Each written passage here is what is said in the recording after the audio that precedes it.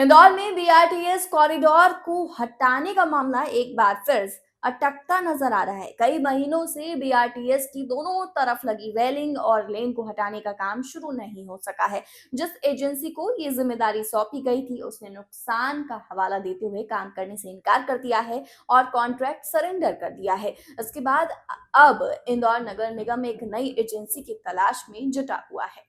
इंदौर में BRTS corridor को हटाने को लेकर इंदौर में लंबे समय से इंतजार किया जा रहा है, लेकिन अब तक जमीनी स्तर पर कोई काम शुरू नहीं हो पाया है। जिस निजी एजेंसी को रेलिंग और बीआरटीएस लेन हटाने का ठेका दिया गया था, उसने घाटे का हवाला देते हुए बीच में ही काम छोड़ दिया है।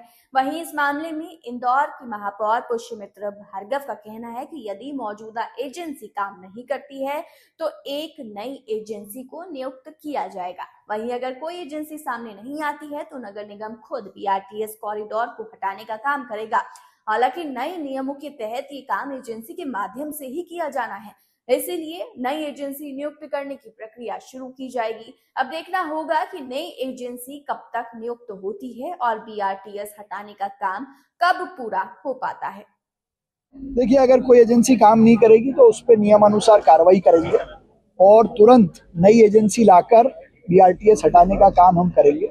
और अगर कोई एजेंसी नहीं भी आती है तो निगम इस काम को करने में सक्षम है, लेकिन नियमानुसार चूंकि प्रोटोकॉल और नियमों का फॉलो करना पड़ता है, तो एक बार मुझे लगता है कि और इस एजेंसी पर प्रयास करने के बाद यदि सफलता नहीं मिलती है तो शॉर्ट टेंडर कर एजेंसी लाने का प्रयास करेंगे।